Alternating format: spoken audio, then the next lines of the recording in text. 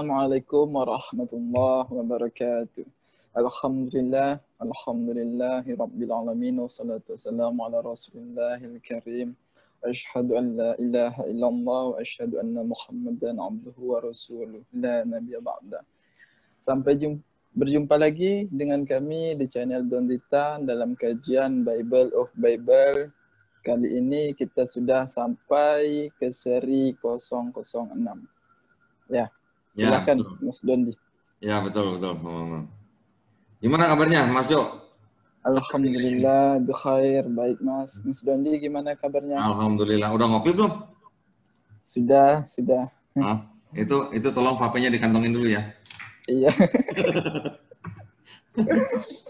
Oke. Nah, baik pemirsa, ini kita mulai aja ya langsung di seri Bible of Bible di nomor 006 ya. Sebentar ya, saya share dulu ya. Oke, nomor 6. Nah, ini. Nomor 6 nih. Ya, langsung aja ya, Mas Jo ya. Iya, Mas. Oke, menurut 4 gospel, setelah lahir tinggal di mana Yesus gitu ya.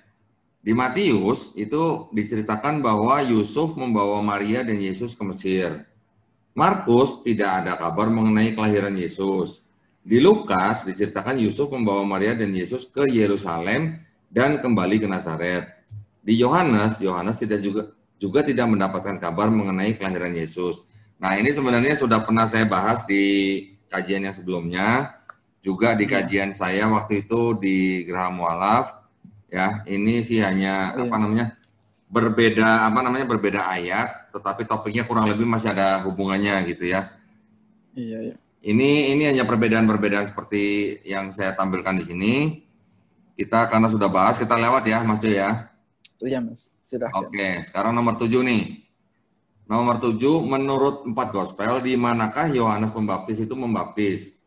Ya. Di Matius disebutkan di Sungai Yordan. Di Markus disebutkan juga di Sungai Yordan. Di Lukas tidak ada keterangan apapun mengenai itu. Tidak ada berita ya? Nggak ada berita, ya. Nah, di Yohanes itu disebutkan di Betania, di seberang Sungai Yordan. Nah, Mas Jo mau bacain nggak ayatnya? Boleh, Mas. Ya, silakan dari Matius 3 ayat 4-6. Kebaca nggak, Mas? Boleh. Kebaca. Oke. Di dalam Matius pasal ketiga ayat 4 sampai ke 6. Yohanes memakai jubah bulu unta dan ikat pinggang kulit dan makanannya belalang dan madu hutan. Maka datanglah kepadanya penduduk dari Yerusalem, dari seluruh Yudea dan dari seluruh daerah sekitar Yordan. Lalu sambil mengaku dosanya mereka dibaptis oleh Yohanes di Sungai Yordan. Di mana, Mas? Di Sungai Yordan, Mas ya. Sungai Yordan. Oke. Sekarang kita beralih ke Markus pasal 1 ayat ke-9. Ya. Pada waktu itu datanglah Yesus dari Nazaret di tanah Galilea dan ia dibaptis di Sungai Yordan oleh Yohanes bin Zakaria. Oke, di mana? Di Sungai Yordan ya? Yordan juga. Nah, sekarang yang di Yohanes coba. Di Lukas nggak dibaca dulu, Mas. Apa yang mau dibaca orang ada isinya? Oke, kita beralih ke surat Yohanes. Mas Jo lucu juga nih, Mas Jo nih. Nggak kelihatan itu, Mas. Ada ketutupan ya? Masnya. Iya, ketutup. Oke, sebentar. Ini kelihatan? Belum. Hah? Nggak kelihatan? Gini kelihatan? Coba ke samping lagi gitu. Ke samping. Saya udah ke bawah ini. Ke bawahin dikit lagi, Mas. Dikit lagi. Cuma Sungai Yordan di mana Yohanes Membaptis aja yang kebaca. Oh iya. Ada 2 paragraf lagi dia mungkin. Di mana ya? Di atas gini kelihatan nggak? Di atas. Ini kelihatan nggak? Nggak juga. Coba Mas Don yang bacain. Oke, saya baca aja ya. Ya. Oke. Ya. Di Yohanes 1 ayat 28, hal itu terjadi di Betania yang di seberang Sungai Yordan, di mana Yohanes membaptis. Nah, Matius Markus bilangnya di Sungai Yordan. Yohanes bilangnya di Betania seberang Sungai Yordan. Kalau gitu yang salah yang mana, Mas Jo? Iya, bentar Mas ya. Saya juga bingung ini. Ini kan yang menurut Kristen ini kan keempat gospel ini kan 4 gospel sinoptik ya istilahnya. Nah, kalau yang disebut sinoptik itu hanya Matius, Iya. Markus, Lukas, Mas. Lukas yang Yohanes ini. Kalau Yohanes tidak disebut sinoptik. Kan yang disebut sinoptik itu adalah gospel-gospel yang ceritanya tuh mirip-mirip gitu. Iya, hampir mirip gitu ya. Nah, sebabnya kenapa hampir mirip, Mas? Tahu nggak, Mas? Iya, iya. Sebabnya tahu nggak kenapa hampir mirip? Gimana Mas? Nah, karena gini, karena sebenarnya antara Matius, Markus, Lukas itu sebenarnya yang ditulis pertama adalah Markus. Oh, Markus. Nah, sebenarnya Markus duluan yang ditulis itu kira-kira di tahun 65 Masehi. Ya. Kemudian kira-kira 10 tahun kemudian baru Matius dan Lukas menyadur dari Markus, kemudian mereka membuat improvisasi dari Markus gitu. Menyadur semua atau sebagian aja itu Mas? Sebagian aja mungkin ya. Sebagian besar, mungkin hampir Sebagian semua lah ya. besar. Iya. Nah, boleh dikatain 90% gitu ya. Ya, pokoknya yang namanya menyadur ya kemungkinan besar hampir semuanya gitu. Nah, Matius dan Lukas itu diperkirakan ditulis di tahun 75 Masehi gitu. Kalau Yohanes ditulis kira-kira tahun 95 Masehi. Ya, ini menurut ahli-ahli perjanjian baru ya Mas ya. Ya, paling bungsu istilahnya Yohanes ini Mas ya. Ya. Oke, jadi ini yang ke-7 ya. Kita sekarang masuk ke 8 ya. Iya. Oke. Menurut 4 gospel, apakah orang-orang Farisi dibaptis oleh Yohanes Pembaptis? Ya, menurut Matius, tulisannya kebaca nggak Mas? Kecil banget ya? Boleh. Saya bacain. Bisa. Nah, Boleh, coba. kebaca. Kalau di Matius itu disebutkan bahwa ya mereka dibaptis. Di Lukas mereka bilang tidak dibaptis. Coba silakan Mas coba bacain. Oke. Kita mulai dari Matius pasal ketiga ayat 7 sampai 11. Ya. Tetapi waktu ia melihat banyak orang Farisi dan orang Saduki datang untuk dibaptis, berkatalah ia kepada mereka, "Hai kamu keturunan ular beludak." Astagfirullah. Ya, ular beludak. Siapakah yang mengatakan kepada kamu bahwa kamu dapat melarikan diri dari murka yang akan datang? Jadi hasilkanlah buah yang sesuai dengan pertobatan. Dan janganlah mengira bahwa kamu dapat berkata dalam hatimu, Abraham adalah bapa kami, karena aku berkata kepadamu, Allah dapat menjadikan anak-anak bagi Ibrahim dari batu-batu ini. Kapak sudah tersedia pada akar pohon, dan setiap pohon yang tidak menghasilkan buah yang baik pasti ditebang dan dibuang ke dalam api. Aku membaptis kamu dengan air sebagai tanda pertobatan. Tetapi ia yang datang kemudian daripadaku lebih berkuasa daripadaku. Dan aku tidak layak melepaskan kasutnya. Ia akan membaptiskan kamu dengan Roh Kudus dan dengan api. Oh ya, di sini orang Farisi itu dibaptis oleh Yohanes. Ya, itu kuncinya ada di ayat 7, Mas. Iya. Ya, tetapi waktu ia melihat banyak orang Farisi dan orang Saduki datang untuk dibaptis, ya kan? Berarti kan orang Farisi dibaptis kan? Iya, mereka mendatangi Yohanes gitu ya. Ya. Sekarang di Lukas pasal 7 ayat 29 sampai 30, silakan Mas Jo. Suaranya agak besar dikit Mas Jo. Iya. Semangat dikit Mas Jo. Kita beralih ke surat Lukas pasal 7 29 sampai 30. Ya.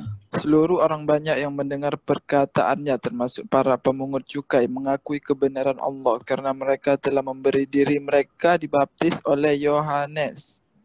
Tetapi orang-orang Farisi dan ahli-ahli Taurat menolak maksud Allah terhadap diri mereka karena mereka tidak mau dibaptis oleh Yohanes. Ya. Jadi ceritanya udah agak beda nih antara Matius sama Lukas nih. Iya. Ya, sedangkan Markus dan Yohanes tidak ada keterangan ya mengenai itu ya. Tapi di screen ini cuma kosong aja Mas, gimana? Iya, masa mau saya tulis nggak dapat peta gitu kan? Memang kosong ya. Nanti kalau saya tulis kata-kata apa nanti jadi masalah lagi. Jadi mendingan saya kosongin Mas. Untuk pemberitahuan aja sedikit Mas, untuk saudara-saudara kita yang Kristiani, mohon maaf, ini bukan daripada karangan kami sendiri. Memang faktanya Markus kosong. Kami tidak mengada-ngada. Ya. Kalau mungkin Markus menceritakan, coba saudara-saudara kita yang Kristiani memberi. kan ini loh Markus menceritain juga gitu. Kami sudah mencarinya dengan teliti, memang tidak ada gitu. Ya. Silakan lanjutkan Mas. Ya, oke, ini nomor 8 ya. Sekarang nomor 9 nih. Menurut 4 gospel, setelah Yesus dibaptis itu Yesus kemana, Mas? Gitu. Nah, ini ceritanya agak panjang. Ya. Setelah dibaptis. Ya, setelah dibaptis Yesus kemana? Dari Sungai Yordan atau Betania, Mas? Udah tahu salah, nanya lagi. Udah tahu beda, nanya lagi. Mana tahu Mas sudah tahu. Ya, kalau di Matius mengatakan setelah dibaptis Yesus ke padang gurun, ya. Di Markus juga begitu, setelah dibaptis Yesus ke padang gurun. Lukas juga sama, setelah dibaptis Yesus ke padang gurun. Nah, ini nanti pemirsa bisa cek. Di Matius itu, di Matius 3 ayat 13 ya. Kemudian di Markus 1 ayat 9. Di Lukas 4 ayat 1 dan 2. Nah, di Yohanes ini Mas yang agak beda sendiri nih Mas. Ini karena ayatnya agak panjang ya. Itu dari Yohanes 1 ayat 29 sampai 43. Iya. Jadi enaknya gimana nih ya? Mau dibaca semua apa enggak ya? Apa saya baca aja ya semua ya? Coba ya, yang mendekat bacain aja Mas. Ya. Yohanes menunjuk kepada Yesus. Nih dari Yohanes ya. Pada keesokan harinya Yohanes melihat Yesus datang kepadanya dan ia berkata, "Lihatlah anak domba Allah yang menghapus dosa dunia. Dialah yang kumaksud ketika kukatakan kemudian daripadaku akan datang seorang yang telah mendahului aku sebab dia telah ada sebelum aku. Dan aku sendiri pun mula-mula tidak mengenal dia, tetapi untuk itulah aku datang dan membaptis dengan air. Ya, supaya ia dinyatakan kepada Israel." Ayat 32, dan Yohanes memberi kesaksian katanya, "Aku telah melihat roh turun dari langit seperti merpati, dan ia tinggal di atasnya, dan aku pun tidak mengenalnya, tetapi dia yang mengutus aku untuk membaptis dengan air, telah berfirman kepadaku, jikalau engkau melihat roh itu turun ke atas seseorang, dan tinggal di atasnya, dialah itu yang akan membaptis dengan Roh Kudus. Dan aku telah melihatnya dan memberi kesaksian, ia inilah anak Allah." Berikutnya, murid-murid Yesus yang pertama. Nah ya, perhatikan ya nih ya. Pada keesokan harinya Yohanes berdiri di situ pula dengan 2 orang muridnya. Dan ketika ia melihat Yesus lewat, ia berkata, "Lihatlah anak domba Allah." Kedua murid itu mendengar apa yang dikatakannya itu, lalu mereka pergi mengikut Yesus. Tetapi Yesus menoleh ke belakang, ia melihat bahwa mereka mengikut dia, lalu berkata kepada mereka, "Apakah yang kamu cari?" Kata mereka kepadanya, "Rabi," artinya guru, "di manakah engkau tinggal?" Ia berkata kepada mereka, "Marilah dan kamu akan melihatnya." Mereka pun datang dan melihat di mana ia tinggal, dan hari itu mereka tinggal bersama-sama dengan dia, waktu itu kira-kira pukul 4. Salah seorang dari keduanya mendengar perkataan Yohanes lalu mengikut Yesus adalah Andreas, saudara Simon Petrus. Nah, terakhir ini kita lihat. Andreas mula-mula bertemu dengan Simon, saudaranya, dan ia berkata kepadanya, "Kami telah menemukan Mesias," artinya Kristus. Ia membawanya kepada Yesus. Yesus memandang dia dan berkata, "Engkau Simon, anak Yohanes, engkau akan dinamakan Kefas," artinya Petrus ya. Nah, perhatikan ayat 43 nih. Pada keesokan harinya Yesus memutuskan untuk berangkat ke Galilea. Ia bertemu dengan Filipus dan berkata kepadanya, "Ikutlah aku," ya. Kemudian di Yohanes 2 ayat 1 sampai 11. Pada hari ketiga ada perkawinan di Kana yang di Galilea dan ibu Yesus ada di situ, ya. Jadi artinya pada hari ketiga setelah Yesus dibaptis, Yesus ada di perkawinan di Kana. Ya. Jadi kalau kita baca tadi dari ayat 29, artinya setelah Yesus dibaptis, itu dalam waktu 3 hari, Yesus ada di perkawinan di Kana, gitu. Kana. Melakukan mujizat yang pertama, gitu. Ya, tetapi di Matius, Markus, Lukas disebutkan bahwa setelah dibaptis, Yesus ke padang gurun. Nah, yang salah yang mana? Kalau gitu, Mas? Iya juga ya. Iya juga. Dari kemarin iya juga.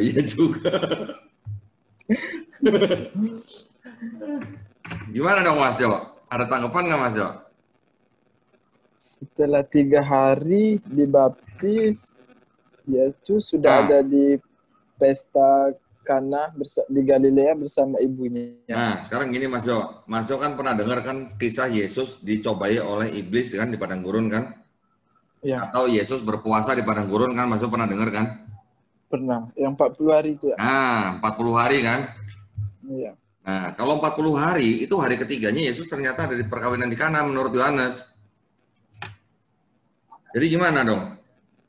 Kalau menurut Matius, Yesus itu berada di padang gurun dan berpuasa 40 hari.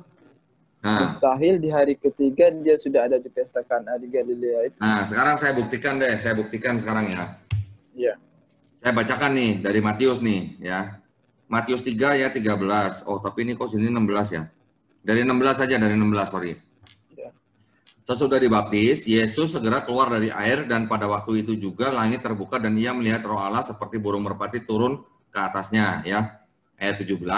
Lalu terdengarlah suara dari sorga yang mengatakan, inilah anakku yang kukasihi, kepadanya lah aku berkenan. Ya. Kemudian di Matius 4 ayat 1 ayat 2-nya, pencobaan di padang gurun, maka Yesus dibawa oleh Roh ke padang gurun untuk dicobai iblis. Dan setelah berpuasa 40 hari dan 40 malam, akhirnya laparlah Yesus. Ya. Kemudian di Markus 1 ayat 9. Pada waktu itu datanglah Yesus dari Nazaret di tanah Galilea, lalu ia dibaptis di Sungai Yordan oleh Yohanes. Pada saat ia keluar dari air, ia melihat langit terkoyak dan roh seperti burung merpati turun ke atasnya. Lalu terdengarlah suara dari surga. Engkaulah anakku yang kukasihi, kepadamulah aku berkenan. Segera sesudah itu roh memimpin dia ke padang gurun. Di padang gurun itu ia tinggal 40 hari lamanya. Dicobai oleh iblis. Ia berada di sana di antara binatang-binatang liar dan malaikat-malaikat melayani dia. Jadi artinya apa? Iya. Ya, di Markus 1:9 kan berarti kan begitu peristiwa pembaptisan, segera sesudah itu roh memimpin dia ke padang gurun. 40 hari. 40 hari. Nah, dan kalau di kayak gitu Yohanes gimana? Tadi, ya, kalau kayak gitu di sempat Lukas. perkawinan di Kana apa enggak sebenarnya? Yang di Lukas ya. Nah, sekarang di Lukas. Ya, Lukas 4 ayat 1-2 nih ya. Pencobaan di padang gurun. Yesus yang penuh dengan Roh Kudus kembali dari Sungai Yordan, lalu dibawa oleh Roh Kudus ke padang gurun. Di situ ia tinggal 40 hari lamanya dan dicobai iblis. Selama di situ ia tidak makan apa-apa dan sesudah waktu itu ia lapar. Di Lukas semakin ditegaskan, misalnya di situ ia tinggal 40 hari lamanya. Ya. Ditegaskan lagi dengan Lukas bahwa memang daripada Sungai Yordan atau setelah pembaptisan dari Yohanes, dia tinggal 40 hari lamanya di padang gurun. Gimana ini dong? Seperti penegasan dari Lukas ya. Iya, kalau di Lukas malah jelas ya, Yesus yang penuh dengan Roh Kudus kembali dari Sungai Yordan. Artinya kan habis dibaptis kan kalau begitu? Iya, setelah dibaptis. Nggak ada cerita jeda ataupun ceritanya kemana lagi gitu, nggak ada. Iya, nah. Cuma ke padang gurun. Ya, tadi saya jelaskan sedikit ini, Mas Jo. Roh Kudus. Iya. Yang di Matius, tadi itu yang Matius, ini sorry, ini salah. Ini sebenarnya ayat 16. Sebenarnya dari ayat 13 juga masuk sebenarnya. Tetapi dari ayat 16, 17, ayat 17 itu ayat terakhir dari pasal 3, Mas Jo. Ya. Setelah ayat 17, itu langsung ke pasal 4. Gitu. Iya. Jadi artinya setelah peristiwa pembaptisan di Matius 3 ayat 17, itu langsung Yesus dibawa oleh Roh ke padang gurun untuk dicobai iblis gitu. Iya, masuk jadi artinya, ke pasal 4 ya. Iya, jadi artinya cerita di Matius, Markus, Lukas itu semuanya sama. Nyambung ya. Cuma di Yohanes saja yang beda gitu. Perbedaannya di sini kita bisa melihat pemirsa, perbedaan yang sangat signifikan itu bahwa di hari ketiga seperti di Yohanes, Yesus itu menyertai pesta di Kana yang ada di Galilea. Ya, pada hari ketiga. Nah, Ya, setelah pembaptisan oleh Yohanes. ya. Sekarang kalau kita mau buktikan dari Bible juga bisa, Mas. Ya, itu kan Iya. Yohanes kan. Kalau mau kita baca lagi, boleh kita baca supaya ayat-ayat sesudahnya membuktikan atau tidak begitu ya. Iya, Itu boleh. kan Yohanes 1:29 sampai 43 kan. Nah, sampai 43 itu kan dikatakan pada keesokan harinya Yesus memutuskan untuk berangkat ke Galilea. Ia bertemu dengan Filipus dan berkata kepadanya, ikutlah aku, gitu kan? Iya. Ini sebentar. Yang masalah pembaptisan itu adanya di Yohanes berapa itu? Yohanes ke berapa nih yang dibaptis nih? Kan itu dari ayat 29, 29. ya kan, sampai 34, Iya. kemudian 35, ya kan? Iya. Dari situ langsung 43. pada keesokan harinya Yesus memutuskan untuk berangkat ke Galilea. Nah, itulah. Ya. Itu ayat 43 sampai ayat 51 itu malah dikatakan begini. Nah, ini saya share aja nih Bible-nya nih supaya jelas nih, Mas. Nih ya, Yohanes 1 nih ya, dari 1. Tadi kan kita baca sampai ayat 43 kan, pada keesokan harinya Yesus memutuskan ini kan. Iya. Nah, kemudian kita baca lagi, Filipus itu berasal dari Betsaida, kota Andreas dan Petrus. Filipus bertemu dengan Nathanael dan berkata kepadanya, kami telah menemukan dia yang disebut oleh Musa dalam kitab Taurat dan oleh para nabi, yaitu Yesus anak Yusuf dari Nazaret. Kemudian kata Nathanael kepadanya, mungkinkah sesuatu yang baik datang dari Nazaret? Kata Filipus kepadanya, mari dan lihatlah. Yesus melihat Nathanael datang kepadanya, lalu berkata tentang dia, lihat inilah seorang Israel sejati, tidak ada kepalsuan di dalamnya. Kata Nathanael kepadanya, bagaimana engkau mengenal aku? Jawab Yesus kepadanya, sebelum Filipus memanggil engkau, aku telah melihat engkau di bawah pohon ara. Kata Nathanael kepadanya, Rabi, engkau anak Allah, engkau raja orang Israel. Yesus menjawab, katanya, karena aku berkata kepadamu, aku melihat engkau di bawah pohon ara, maka engkau percaya, engkau akan melihat hal-hal yang lebih besar daripada itu. Lalu kata Yesus kepadanya, aku berkata kepadamu, sesungguhnya engkau akan melihat langit terbuka dan malaikat-malaikat Allah turun naik kepada anak manusia. Ya. Iya. Ini kan percakapan Yesus dengan siapa nih? Filipus ya. Iya, dan Nathanael. Ini kan kejadiannya setelah pembaptisan kan? Iya. Nah, dari pembaptisan kemudian ada murid-murid Yesus yang pertama, kemudian di pasal 2-nya langsung ada perkawinan di Kana. Ya kan? Pada hari ketiga ada perkawinan di Kana yang di Galilea dan ibu Yesus ada di situ. Yesus dan murid-muridnya diundang juga ke perkawinan itu ketika mereka kekurangan anggur, baru dan seterusnya Yesus membuat mukjizat merubah air menjadi anggur, ya kan? Maksudnya pada hari ketiga ini perhitungannya gimana, Mas? Daripada hari ketiga semenjak selesai pembaptisan atau gimana? Nah, kalau untuk pada itu hari ketiga. Ya, kalau untuk itu saya sih belum berani mengatakan ini hari ketiga sejak dibaptis ya. Tetapi kalau baca kronologinya pada hari ketiga ini artinya pada hari ketiga setelah Yesus dibaptis. Iya, betul kan? Ayat-ayat sebelumnya itu sedang menceritakan proses pembaptisan. Ya, karena di Yohanes 1 sampai 34 itu kan menceritakan pembaptisan. Iya. Kemudian dari 35 sampai 51 kan menceritakan murid-murid Yesus yang pertama. Di ayat yang 35 dikatakan pada keesokan harinya setelah ada pembaptisan. Nih ya 35 nih, lihat nggak nih? Iya.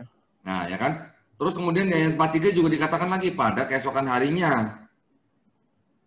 Berarti kan udah 2 hari tuh. Udah 2 hari. Nah ini pada hari ketiga berarti hari ketiga setelah Yesus dibaptis. Oh ya, nyambung ya. Nyambung. Tetapi antara pembaptisan sampai perkawinan di Kana itu tidak ada yang namanya Yesus ke padang gurun puasa 40 hari. Itu masalahnya. Iya, kalau diadain food itu Mas ya Yohanes ini lemah ya, cuma satu suara. Jadi kalah ya, 3-1 ya suaranya ya. Iya.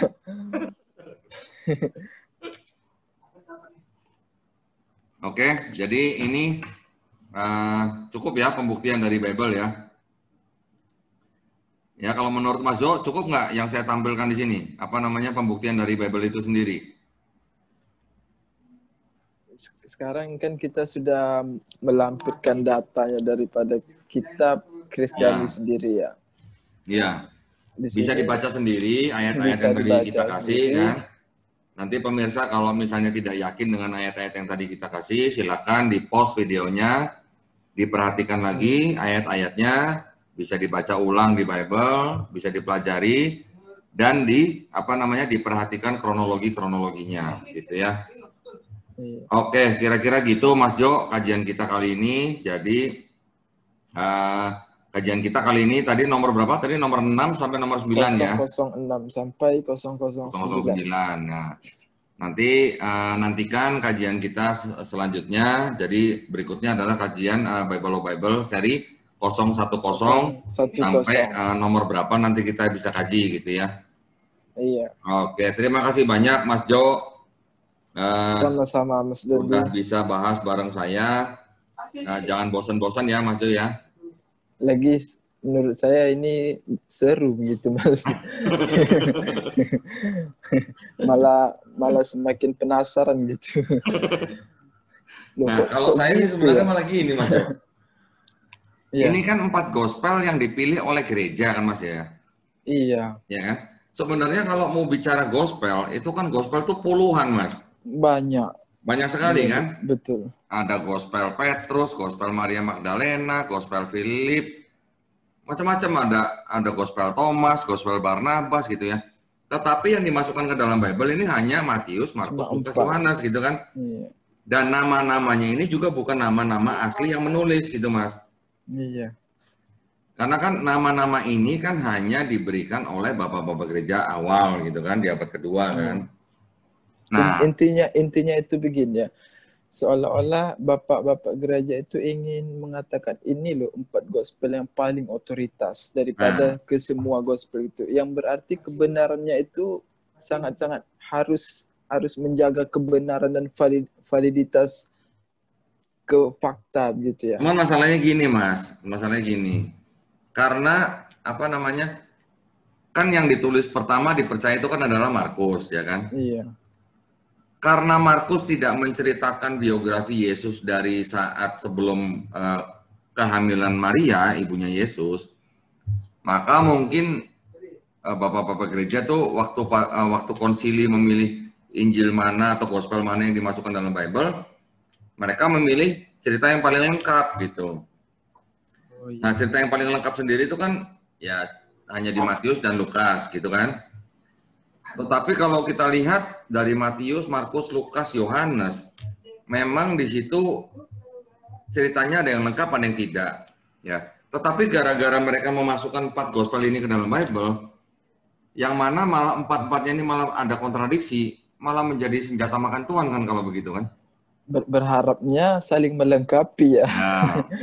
Berharapnya itu saling melengkapi dan semua cerita itu ada. Tapi kenyataannya yang kita temui sekarang ini saat kajian 006 sampai 009 ini kita menemukan kontradiksi yang berbeda. Di mana kalau kita sebagai orang yang beragama itu ya, umat beragama yang mempercayai kitab suci itu adalah kitab dari Tuhan, atau kalau orang Kristen ya mengimani bahwa tulisan-tulisan orang yang diilhami oleh Roh Kudus. Intinya gini loh, bahwa tulisan itu pastilah benar begitu ya. Setuju Mas ya? Pastilah benar. Tapi kenyataannya yang kajian kita hari ini memaparkan gitu. Tapi kita enggak mengklaim loh ya. Oh, ini salah gini. Umat pemirsa ataupun khususnya umat Kristiani berhak untuk meluruskan atau membantah. Silahkan. Iya. Kita hanya menampilkan fakta aja ya Mas ya. Iya, kita cuma menampilkan ini loh. data-datanya daripada Bible gitu, ceritanya begini kok beda begini. Iya. Nggak Nah, ada jadi kan kalau begini kan jadi ini tendensius. membuktikan, Mas. Ini kan membuktikan bahwa cerita-cerita yang ada di 4 gospel itu kan adalah cerita yang beredar di masyarakat selama puluhan tahun gitu ya, Mas ya. Apalagi yang sinoptik itu Matius, Markus, Lukas itu adalah yang 2 itu menyadur dari 1 gospel gitu kan. Matius, Lukas menyadur dari Markus gitu. Sedangkan kalau yang Yohanes itu memang gimana ya, agak bertolak belakangnya begini. Di dalam Yohanes ada ketauhidan, ada juga berita bahwa Yesus itu benar-benar utusan, tetapi juga ada teologis yang menuhankan Yesus begitu. Jadi di dalam Yohanes sendiri itu ceritanya memang, waduh, sangat banyak sekali.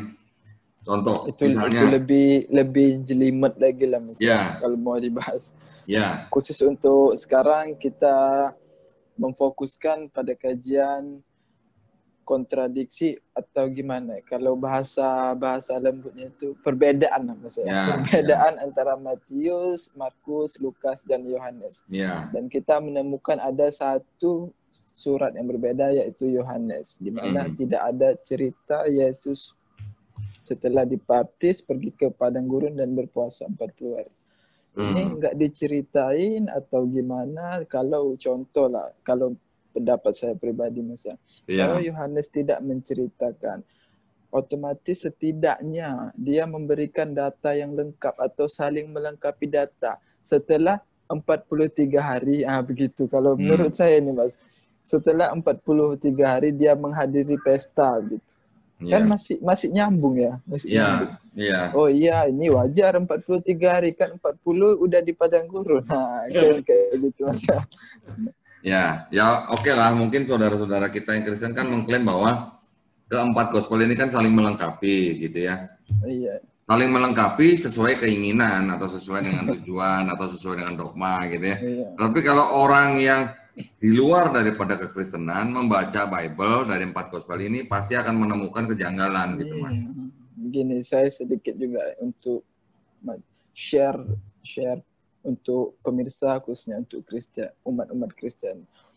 Enggak semua orang itu loh. Kalau contoh untuk umat Kristen itu wajar membaca Bible itu dengan dasarnya itu kan dasar iman. Maksudnya gini, apapun pasti benar lah, walaupun itu bukan kesalahan, itu jangan pikirin. Itu kan membaca dengan dasar iman. Itu kita nggak menyalahkan, tapi jangan disalahkan juga orang yang di luar Kristiani.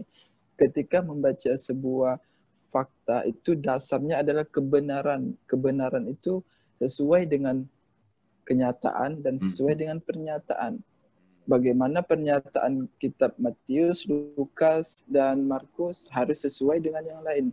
Itu dalam pandangan orang awam di luar Kristiania. Jadi itu yang sedang kami lakukan, dan tidak ada di sini istilahnya untuk menjelek-jelekkan agama lain atau gimana.